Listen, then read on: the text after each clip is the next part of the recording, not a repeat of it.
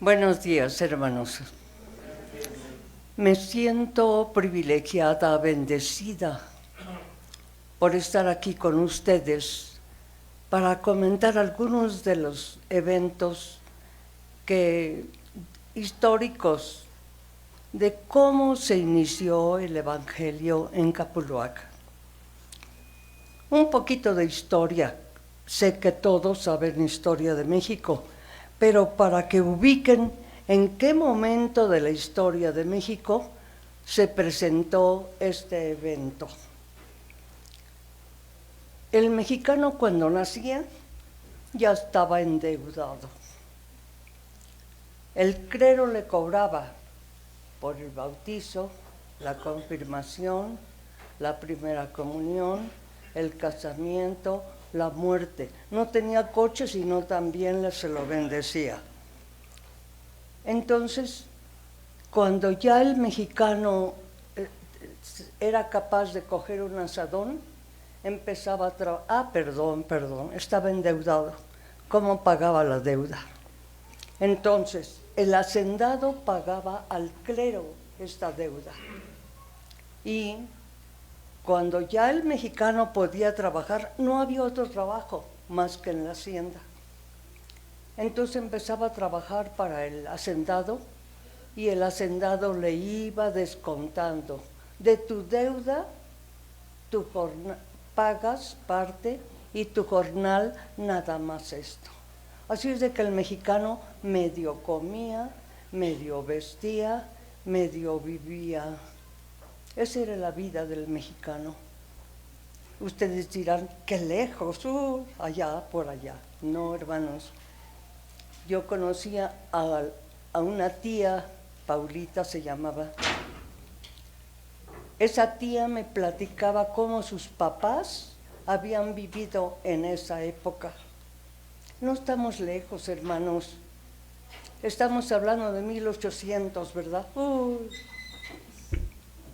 La época de las cavernas, no, hermanos, está cerca. Mi mamá nació a fines de 1800. Yo nací a inicios de 1900. No estamos lejos, hermanos. Mi mamá nació en 1800. Estamos hablando de 1800. Bueno, así vivía el mexicano.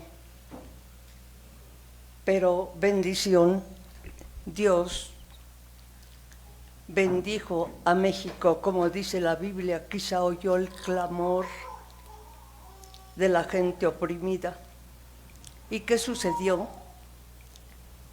Llegó el gran Benito Juárez a México.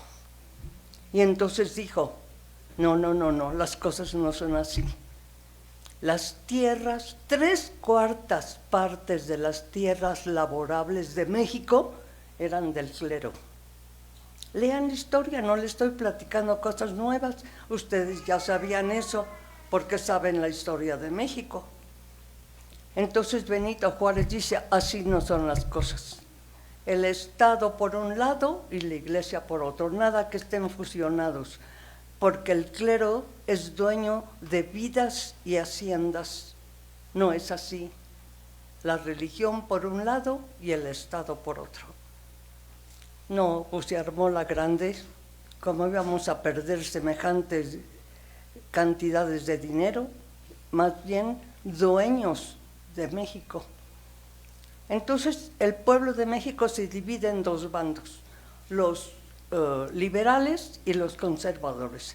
Los liberales encabezados por el gran Benito Juárez y los conservadores manejados por el clero. Se dividen en dos grandes bandos y sucede que aquí, por el oriente de Capuluac, había un lugar que se llamaba Los Cantaritos. Los de aquí han de conocer este lugar. ¿Hay de Capuluac aquí? Bueno, para que no los engañe. Los Cantaritos, ahí vivía don Felipe Gómez. Tenía, yo creo que varios hijos, pero sé de dos, Cristóbal y Nicanor. Nicanor se alistó en el ejército liberal. Entonces se fue a pelear, a defender la libertad de México. Fue un militar destacado. Peleó contra, ahorita les digo, contra el tigre de Tacubaya, ustedes saben por historia, Márquez, el general conservador, el tigre de Tacubaya.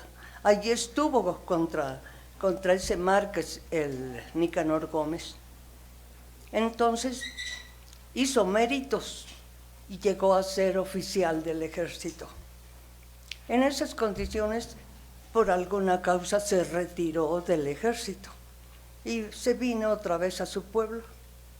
Pero las leyes de Juárez seguían adelante y empezaron a distribuir las tierras. Se da cuenta Nicanor Gómez que el hacendado, todavía conocemos en las paredes de la hacienda, el hacendado quería quedarse con las tierras de Capuluac y por triquiñuelas empezó a tratar de que así fuera.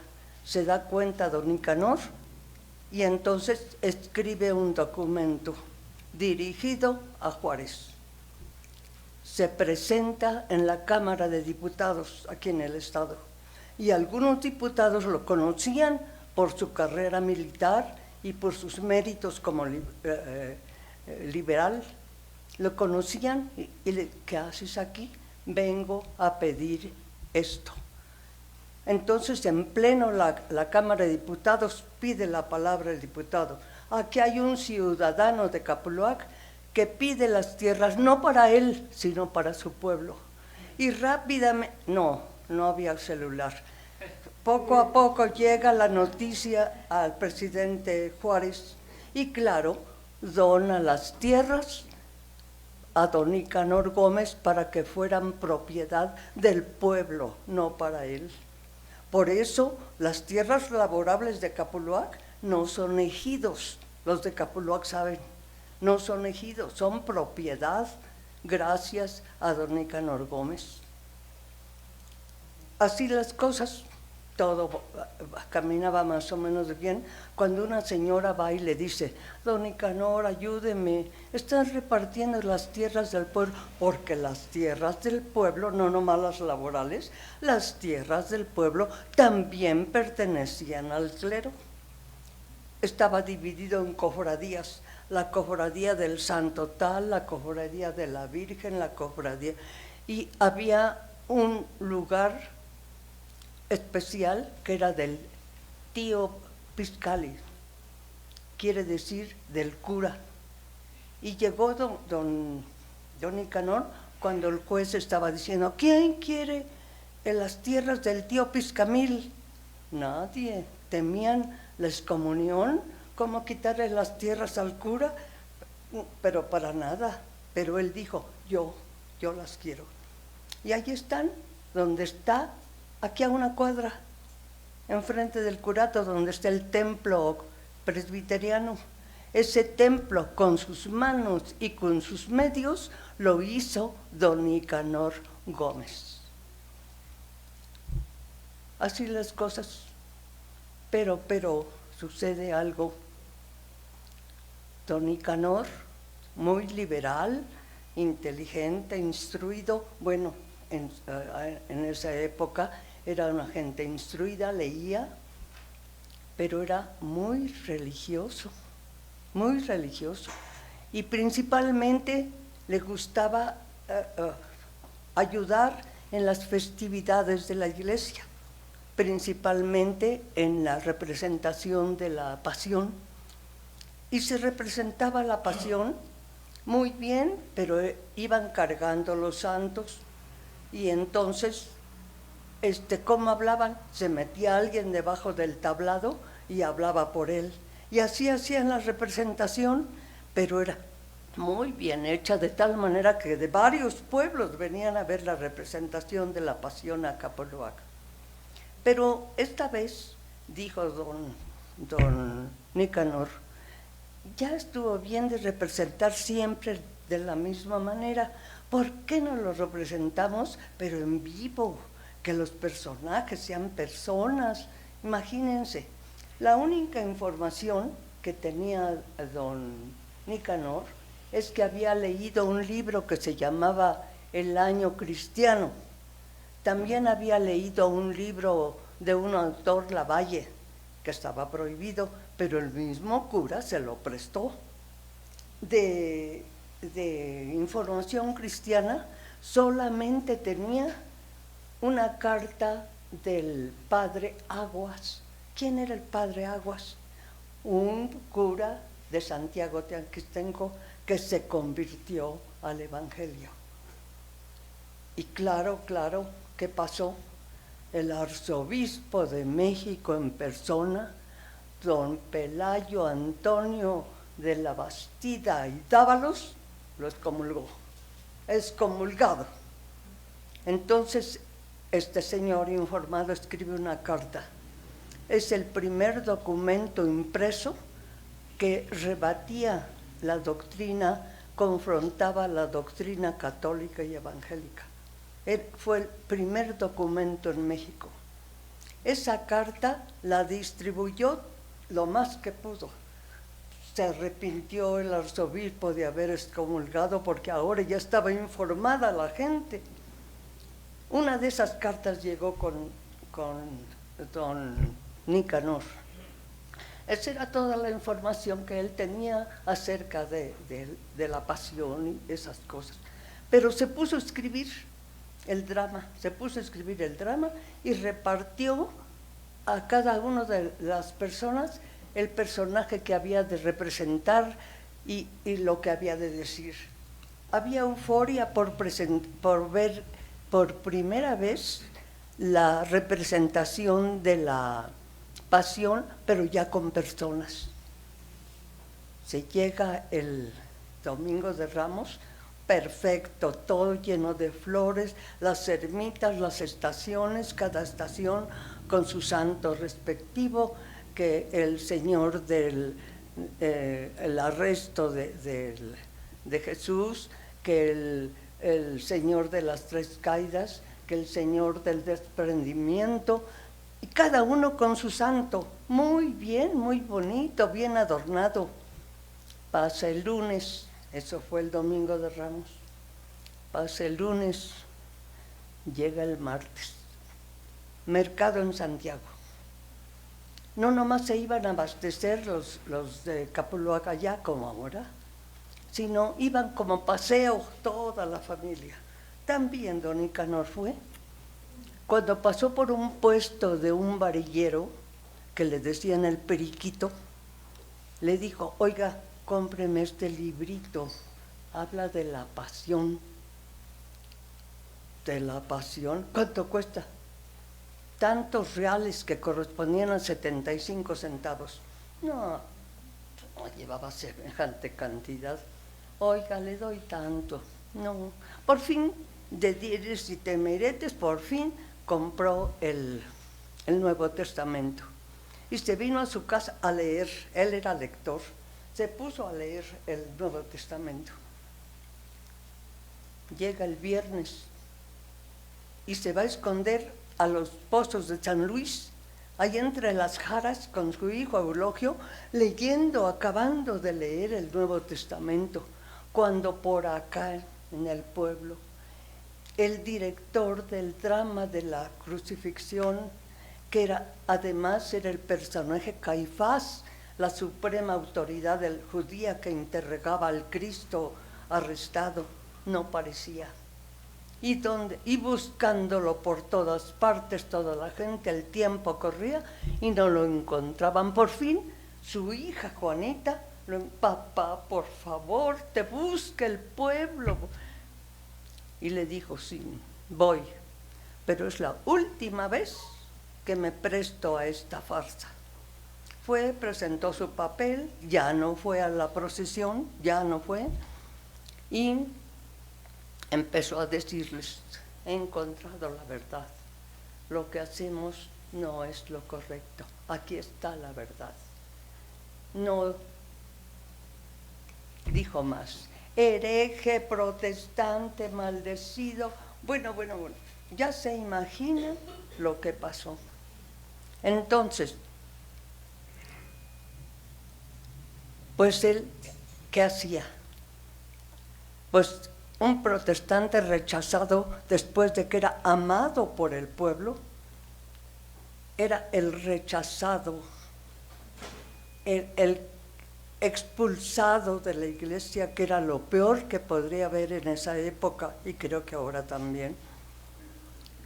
Y pues pasó, pero había ya unos cristianos que se reunían, por ejemplo, el José, que hay una calle que creo que así se llama, José Ruiz, una familia Pliego, una familia Vega, ya se reunían en una casa enfrente de la placita, en el lado poniente de la placita, frente a Palacio Municipal, ya se reunían ahí, pero cuando sabe la dueña de la casa y que los corre para afuera. Entonces empezaron a reunir a campo abierto. Y dicen que se reunían en el lado norte del Cerro de las Tres Cruces en Santa María. Ahí se reunían, pero que lo saben los clericales y que se apostan el domingo siguiente entre los magueyes.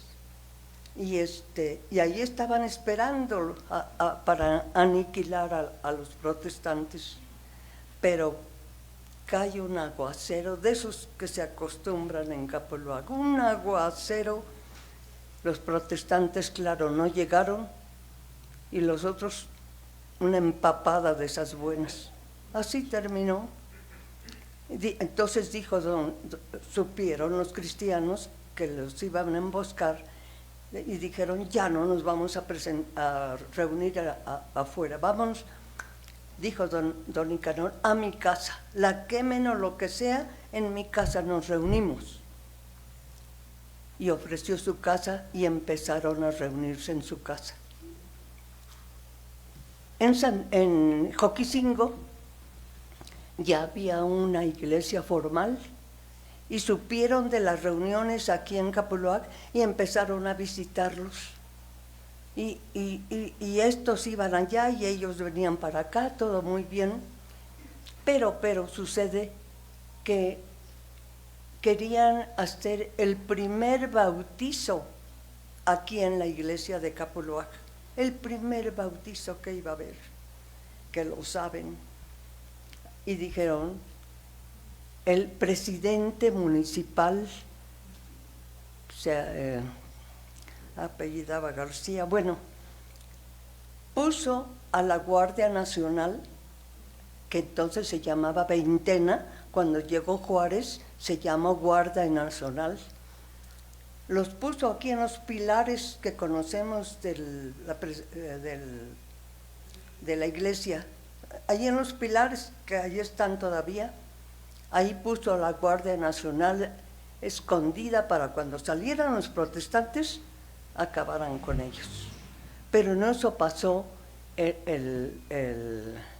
otra autoridad, don Catarino Vega, y los vio y les dijo, si ustedes hacen algo, los van a pasar por las armas. Se disgregaron, se fueron. Aquí en el templo, el bautizo, el arreglo floral, la comida después del servicio y todo lo que quieran, perfecto. Y se acostumbraba que si uno recibía visitas de fuera, cuando se iban, los iban a acompañar a las afueras del pueblo, y de ahí ellos ya se cogían su camino, caminando, no había insurgente, caminando se iban. Y así pasó esa vez, salieron del templo y los cristianos de aquí fueron a acompañar a los de Joquisingo a las afueras de Capoluac, cuando vieron que los perseguían. Echaron carrera, y uno de ellos tenía una conocencia en Santiago, y los llevó ahí a esa casa, que era una casa grande, y allí entraron, llevaban 5 heridos de bala, y ahí van con sus heridos corriendo y se metieron a la casa. Entonces, claro, llegó la muchedumbre gritando la campana de Capuluac, tocando a tumulto. ¿Han oído la campana a tumulto? Es un sonido grave, impresionante. Entonces, la campana tocando, maldiciendo, todos gritando, y se amotinan alrededor de la casa donde se habían metido. El presidente municipal de Santiago mandó la guardia para proteger a los cristianos, pero seguía llegando la gente de San Pedro, de Almoloya, de todos los lugares cercanos, siguen amontonándose, gritando y maldiciendo, queriendo tirar la puerta para sacar a los protestantes. ¿Saben lo que pasó? Los ciudadanos de Santiago Tianguistenco, médicos, abogados, gente importante, rica de Santiago, se puso de valla en derredor de la casa para proteger a los protestantes. Nosotros sabemos hasta la fecha que a los de Santiago les llaman mochos, porque son muy religiosos, católicos, muy acentrados, pues ellos fueron a proteger a los cristianos. Estamos en deuda de gratitud con los ciudadanos de Santiago. Aunque nos digan capulolnacos, no importa. Estamos en deuda histórica con la sociedad de Santiago. Cosas maravillosas. Pero ¿qué sucedía dentro de la casa? Decían algunos, hay que brincarnos la barda. Y dijo don Nicanor, solo los ladrones saltan las bardas. Nosotros por donde entramos, por ahí vamos a salir. Acuérdense que era un militar estratega. Entonces les dijo, primero vamos a pedir la protección de Dios. Se hincaron, pidieron protección de Dios. Y después les dijo don Santiago, o don Nicanor, se van a tomar de 2 en 2, no se suelten, de 2 en 2, tranquilos. Y se van a ir confundiendo con la gente y van saliendo de 2 en 2. Y así lo hicieron. Cuando se dieron cuenta ya no había nadie en la casa. A los heridos los escondieron, solamente se quedó uno de Joquisingo sano para cuidar a los heridos. Entonces los de Joquisingo se fueron a Joquisingo, pero no por el camino, sino a través del monte se fueron. Pero don Sabino Navas, que era un dirigente cristiano, se fue por el camino. Y claro, en el camino, ahí en la guarda de Techuchulco, encontró al grupo que estaba esperando a los de Joquisingo para aniquilarlos. Llegó y les dijo, ¿que no han visto por aquí una yunta colorada que se me perdió? Ni caso le hicieron y se pasó. Pero no se fue a Joquisingo, se fue a Tenango. Tenango era la suprema, creo que todavía cualquier cosa importante se va uno a Tenango. Se fue a Tenango y le dijo al jefe político lo que pasaba, lo que había pasado, pero como que no le hizo caso. Entonces le dijo, o nos da garantías o nos las tomamos. Y se fue para Joquisingo. Armó a 100 cristianos y simpatizantes, a 100, y se vino para Santiago Tianguistenco. Ya en el camino se encontró con la guardia que sí mandó Tenango para proteger, para sacar a los heridos de Santiago. Ya llegaron a Santiago, ni chistaron, 100 armados. Así no las... ¿Verdad que está bien? Bueno, no está bien, perdón. Sacaron a sus heridos y otros se vinieron a Capuluac para ver qué había pasado con los de Capuluac. Y se encontraron con que uno de Capuluac, que estaba lisiado, no pudo correr como los demás. Se llamaba Luis Gonzaga. Lo mataron a balazos y todavía lo apuñalaron. El primer mártir del Evangelio de Capuluac, Luis Gonzaga. Lo que pasó que don Nicanor fue a ver a Santiago Pasco. Santiago Pasco era un inglés muy importante que tenía una imprenta y que predicaba el Evangelio. Fue a verlo. El libro dice que ahí se conocieron. Yo tengo otra versión porque la oí de mis mayores cuando era niña, pero el libro dice que ahí se conocieron ellos. Y le dijo, mire lo que pasó, mataron a un cristiano de Capuluac. Entonces ese señor mandó una carta al presidente Juárez quejándose de esto. Juárez inmediatamente mandó orden a Tenango, y ahí viene el jefe político de Tenango, y en el juzgado cita al cura y le dice, o apaciguo al pueblo o lo hago responsable. Se acabó la persecución por un momento, gracias a eso. ¿Quién era Luis Gonzaga? Pero una cosa importante.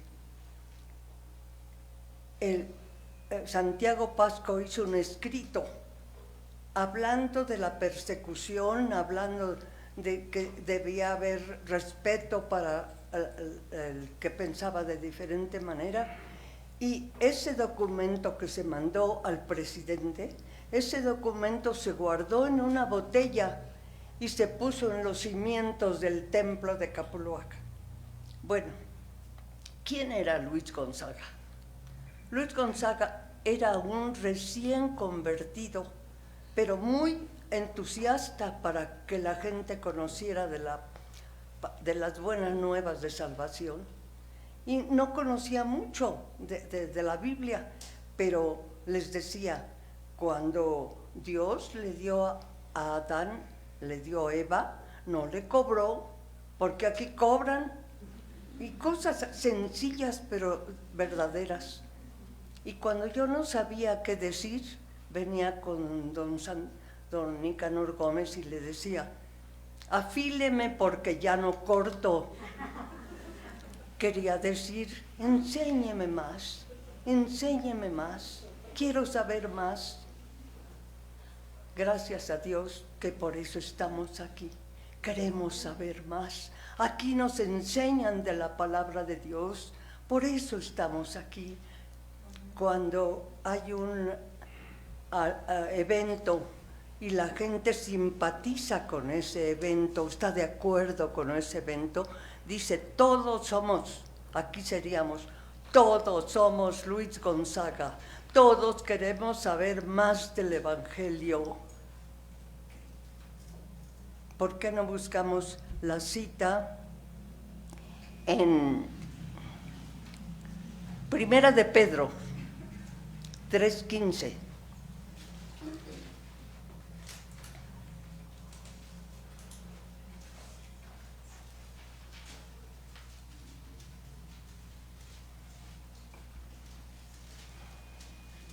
Ya al final del Nuevo Testamento. Primera de Pedro 3:15. ¿Alguien lo tiene? Por favor, de pie en voz alta nos los lee.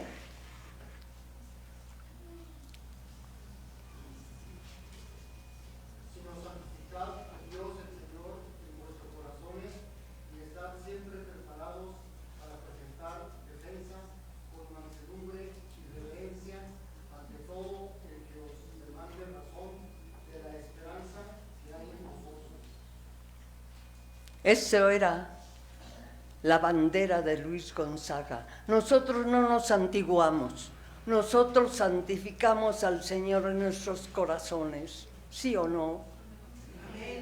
Y luego queremos estar informados para presentar defensa. ¿Así dice el versículo? Sí. Eso era lo que quería Luis Gonzaga, que le sacaran filo para presentar defensa para el que le preguntara. Y como dice, con mansedumbre, ¿sí? Lean. Con mansedumbre. No vayan a ser como yo cuando era niña. Les decía, católico romano, bésame la mano. No, así no. Dice, con mansedumbre. Psicológicamente, dicen que en una discusión, el que grita más fuerte es el que no tiene razón. El Señor nos dice, con mansedumbre y reverencia. La palabra de Dios es con reverencia. Por eso aquí guardamos reverencia. Gracias a Dios. Miren, les voy a decir una cosa que no debía decir. El domingo pasado fuimos al templo, pero el sonido estaba mal y no oíamos. Y dijimos, pues, y de por sí no oigo y luego mal. Imagínense, dijimos, no, vamos hasta Toluca para que no oír nada. Pues nos salimos en la misma calle 16 de septiembre en Santana hay 3 templos. Pues nos salimos al otro, ¿no? Entonces, un sermón muy edificante, pero ¿saben qué? En medio del sermón, con las botellas de agua. Ni en Cancún he visto eso, hermanos, ni en Cancún. El templo es donde está el Señor. Cuando iniciamos el servicio, invocamos la presencia del Señor y todavía cantamos, el Señor está aquí, tan cierto como el aire que respiro, el Señor está aquí, y con la voz, ¿verdad que no? Aquí nos dice cuántas veces nos pide reverencia. Gracias a Dios por este templo. Bueno, perdón, las interrupciones. Iba en Luis Gonzaga. Por favor, como un recuerdo de que la muerte de Luis Gonzaga no fue en vano, subrayen ese texto. Yo sé que hay lápices aquí. Subrayen ese texto para acordarse de aquel hombre que murió por propagar el Evangelio y cómo debemos nosotros propagarlo. Tener necesidad de conocer de la palabra para dar razón al que nos pida razón de nuestra fe.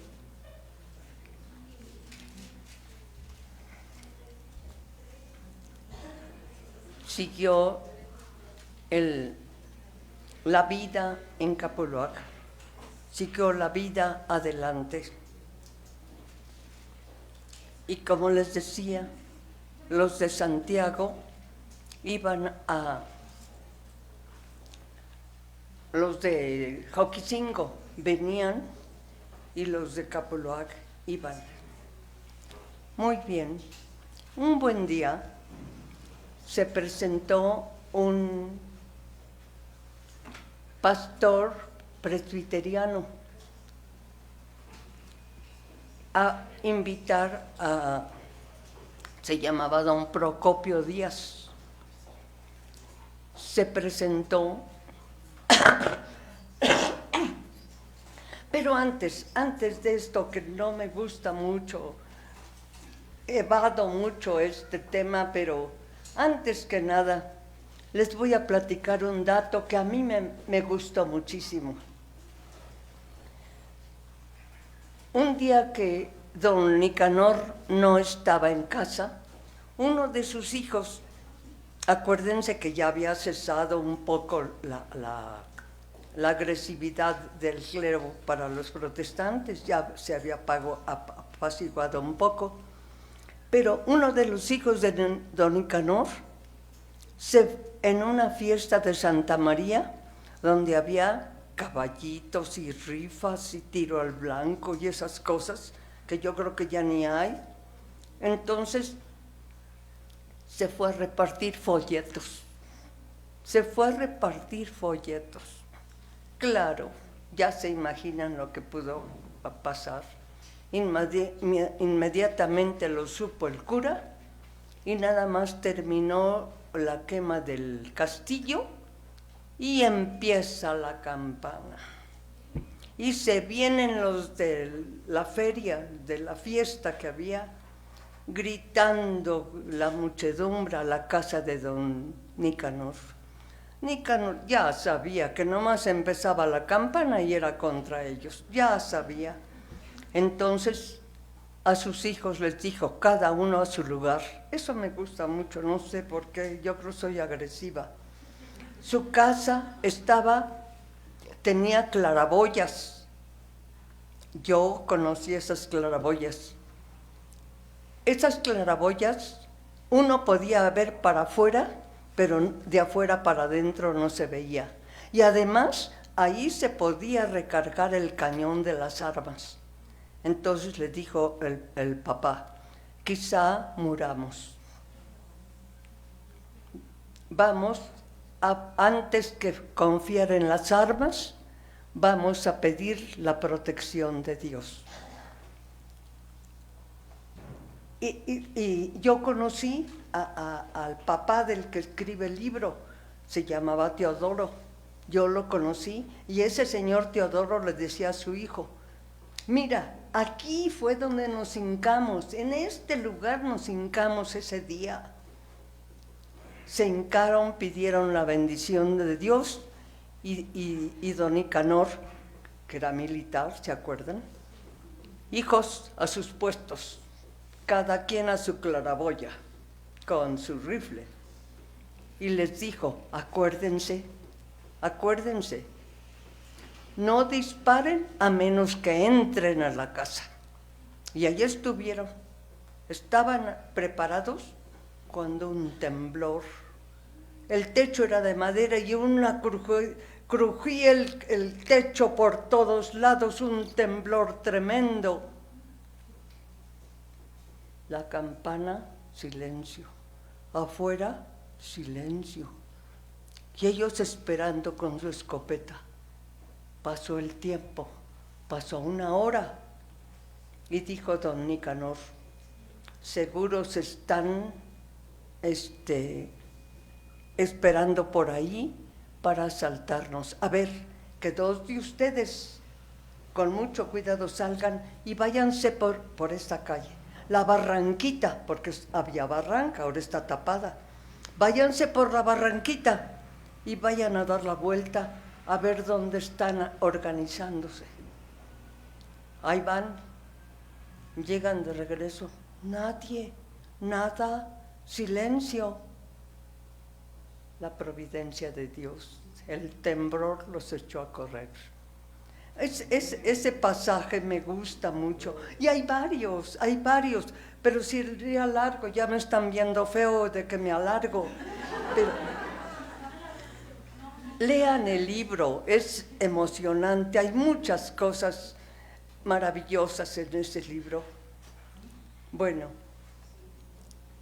les decía, llega el 26 de octubre de 1884. Llega a la casa de don Nicanor un pastor presbiteriano a invitarlo, porque se iba a realizar la primer reunión cristiana en Almoloya del Río. Y lo invita y le dice a la esposa, no vayas, no hay garantías, no tienes por qué ir. Pero él dijo, voy a acompañarlos. y le dijo a sus hijos, el que quiera ir, vaya, y el que no, quédese en casa. Fueron 3 de sus hijos, Teodoro, el que yo conocí, y había otro que se llamaba Néstor y Pánfilo. 3 hijos, iba el pastor y él, pero nomás llevaban 4 caballos. Así es de que 2 de sus hijos se fueron en un solo caballo. Llegaron a Almoloya, fueron a la casa del presidente municipal. Y el presidente municipal, no les pasa nada, no se preocupen, no les va a pasar nada. Queremos garantías, sí, pero no pasa nada. Entonces se fueron con el secretario, a quien ya le habían anunciado, pedido que les diera garantías. Fueron con el secretario. Y el secretario les dijo, sí, ahorita vengo. Y se fue a la iglesia. ¿Por qué a la iglesia? Porque vieron que al rato salieron de la iglesia todos los hombres que había, gritando, ya saben. Y cuando ellos se dieron cuenta, corrieron. Los hijos de don Nicanor fueron por los caballos. Y entonces Pánfilo vio que a Néstor, su hermano, lo estaban golpeando. Iban a apuñalarlo cuando él, hijo de militar, dispara en la mano del que tenía el puñal. Entonces todos se espantan y por eso dejan que su hermano se suba al caballo. Pero ya había perdido el otro caballo, no supo quién se lo quitó, porque iba 2 caballos. Entonces sube a su hermano Anancas, pero con una de esas garrochas con que arrean a los bueyes cuando aran, con una de esas hieren al hermano, a Néstor, en la cabeza. Lo sube como pudo a su caballo y corren por las barrancas para regresarse a Capuluac, mientras Teodoro va con los caballos a llevárselo a su papá. Papá, móntese, por favor. Y el papá le dice al pastor que lo había invitado, don Procopio, usted mántese. Y don Procopio coge el caballo y se va. Pero ya lo tenían pescado. Entonces Teodoro dispara su pistola, pero como le había puesto un cartucho que no era el adecuado, explota su pistola y ya nada más llevaba el tronquito de la pistola y con eso les apuntaba. Y entonces salva a don Procopio, pero don Nicanor se queda. Hacen de él pedradas por todos lados, cuchilladas, y todavía se pudo levantar para meterse en la casa del presidente municipal, pues la hija del presidente municipal, con la tranca que atrancaba la puerta, con esta los recibió a trancazos. Fue terrible. En la calle ya tirado, una mujer. Ustedes quizá alguna vez conocieron que para hacer el chicharrón antes ponían 3 piedras grandes para asentar el caso del chicharrón. Quizá alguno conoció eso. Una de esas piedras grandes, esa mujer se la tiró sobre el pecho.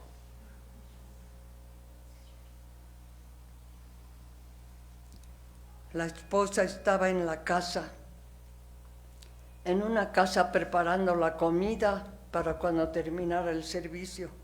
Estaba ahí ayudando y llevó a su hijito pequeño, se llamaba Samuel, de 14 años.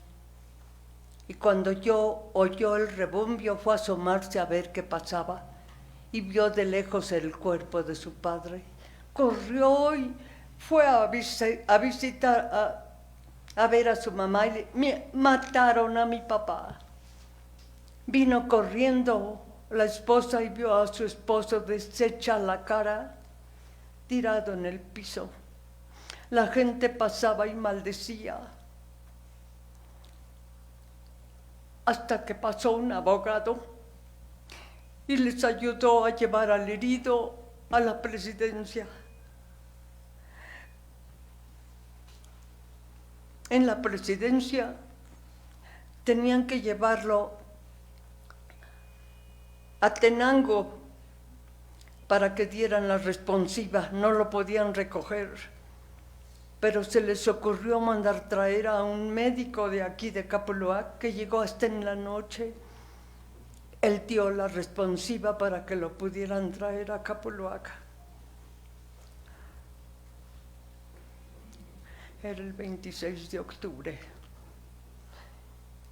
Él estuvo entre la vida y la muerte con dolores intensos. No había analgésicos ni antibióticos, hermanos. No había. Entre dolores intensos. Ahí estuvo. Hasta el 2 de noviembre. Él pidió la compañía de Dios y le decía: Dios Santísimo, acompáñame.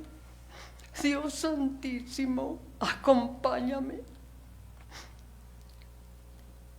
En eso llegó una persona y le dijo: ¿verdad que ahora sí ya soy soldado de Cristo?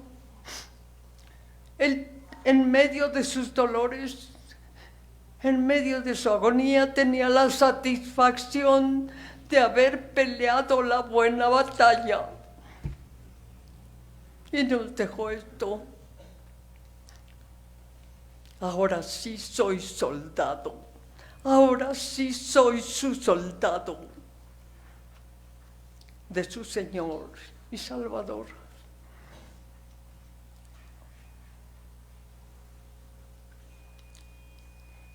Esta es la historia del mártir del Evangelio. ¿Pero qué nos deja a nosotros? ¿Conocer una historia? Sí, es importante, es cultural. Es cultural conocer la historia de la religión que profesó. Es importante, es cultural. Es emocional porque mueve las fibras más insensibles, sí, pero también es didáctico. ¿Qué me enseña a mí como cristiano de hoy? ¿Qué me deja? Muchas lecciones, pero una como madre me llama la atención. Los hijos eran adolescentes. Si el más pequeño tenía 14 años, más o menos estaban en lo que decimos la edad difícil. No eran adultos mayores, eran jóvenes. Ninguno de ellos claudicó. Ninguno de ellos dijo: esto es muy difícil, no quiero ir por aquí.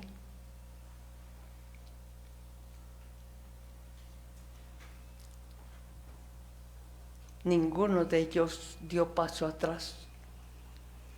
Ni la vida ni la muerte los separó del amor de Dios que es en Cristo Jesús.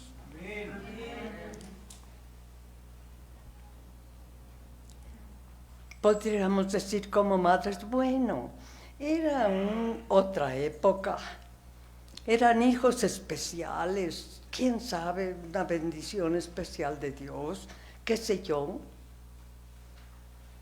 No, hermanos, no somos especiales. Decimos: es que ahora tenemos, si nuestros adolescentes no quieren venir al templo, es que, mira, hermana, el celular, el internet. No, hermanos, ahora es eso, mañana quién sabe qué sea. pero siempre no luchamos contra carne y sangre, sino contra potestades de maldad. No tenemos pretexto, hermanos, siempre ha sido desde que el mundo fue. Pero eran gente especial, eran como nosotros, hermanos, pero ¿saben qué? Esto no solamente es nuestro dogma de fe, sino también de conducta. Y aquí nos dice cómo crear esos hijos. ¿Cómo? Dice, instruye al niño en su carrera, no se apartará de ella. Instruye al niño en su carrera. Sus adolescentes saben de memoria el Salmo 1, porque el Señor dice, cuando dio las leyes a Israel, dice, y estas palabras que te digo hoy, las pondrán en las paredes, en las puertas, te las pegarás en la frente, las pondrás, ¿sí o no? Dice eso. Estas palabras que te ordeno hoy, las pondrás en todas partes, traducido de otra manera, que se la aprendan de memoria. Tus hijos adolescentes saben de memoria el Salmo número 1. Bienaventurado el varón que no anduvo en consejo de malos, ni en camino de pecadores, ni en silla de escarnecedores se ha sentado, sino en la ley de Jehová está su delicia, y medita de día y de noche. Y será como el árbol plantado junto a arroyos de agua, que da su fruto a su tiempo, y su hoja no cae, y todo lo que hace prosperará. Si lo sabe de memoria, pierde cuidado. Si tu hijo o tu hija quieren ser papás a los 15 años, no te preocupes. Cuando el Señor te pida cuentas de esa vida que puso en tus manos, no te vas a preocupar. Ellos sabían de memoria, da su fruto a su tiempo y su hoja no cae y todo lo que haga prosperará. Mamás, papás, enseñemos la palabra de Dios a nuestros hijos. No necesitamos más que seguir las instrucciones del Señor. Instruye, aprende. Gracias a Dios, por eso estamos aquí, por eso tenemos una clase para niños que les enseñan. Que mi hijo adolescente no quiere ir al templo, pero nosotros sabemos aquel versículo que dice, yo me alegré con los que decían, a la casa de Jehová iremos. Y él ve la alegría de cómo yo iba al templo. Quizá no lo veas, pero alguna vez dice el texto que aunque fuere viejo, sí, algún día se acordará mi mamá con qué alegría iba al templo. Yo les puedo dar muchos ejemplos de esto. Uno, tenemos este lugar donde alabamos a Dios con libertad, donde podemos proclamar la palabra. ¿Saben a qué se debe? A una madre, no nació en hogar cristiano, una madre convertida que supo instruir, inculcar, enseñar a sus hijas el amor de Dios que ella había conocido. Gracias a esa madre tenemos este lugar.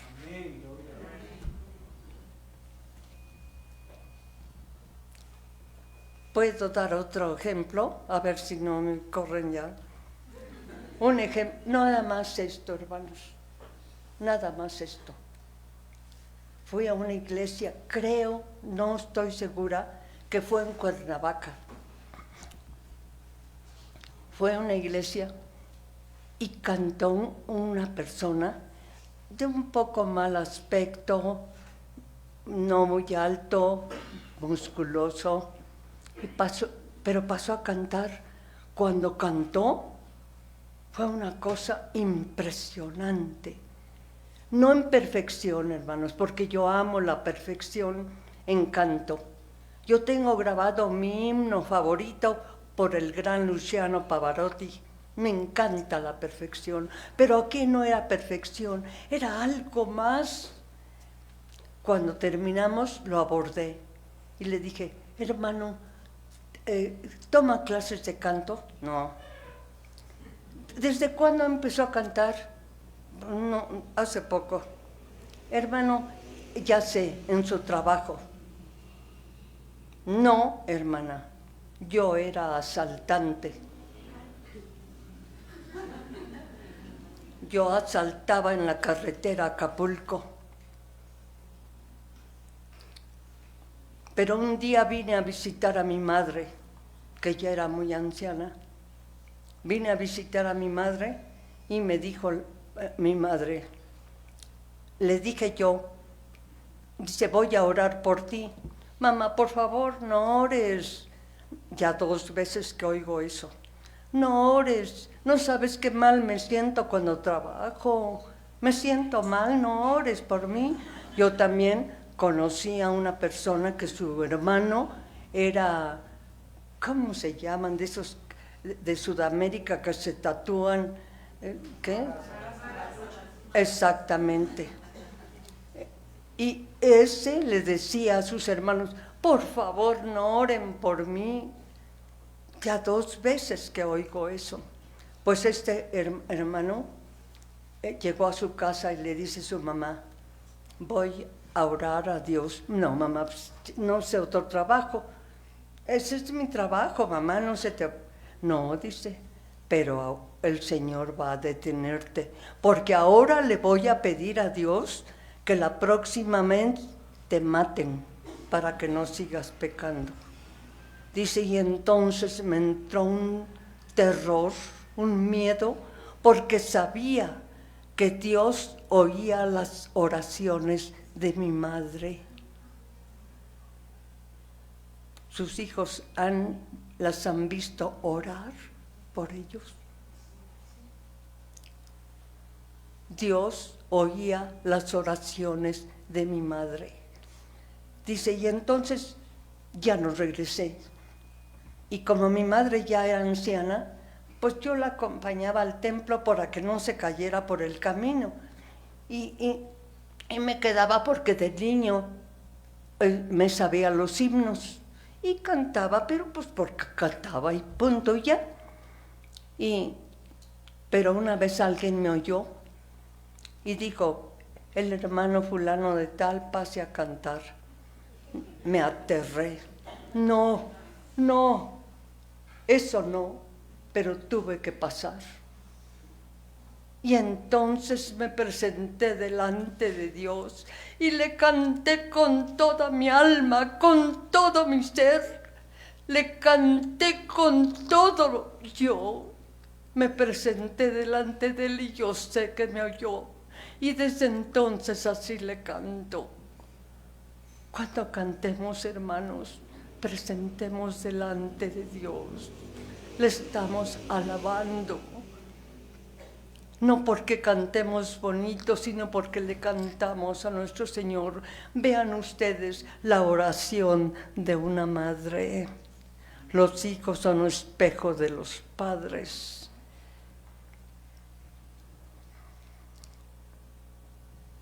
Vamos a Romanos, por favor.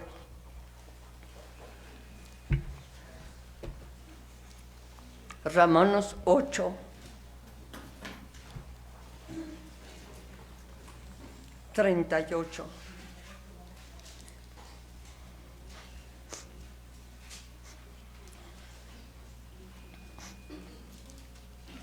Es palabra de Dios, de pie, por favor, y con todo su corazón, díganle al Señor esto.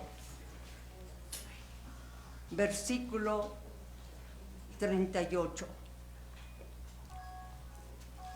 Por lo cual,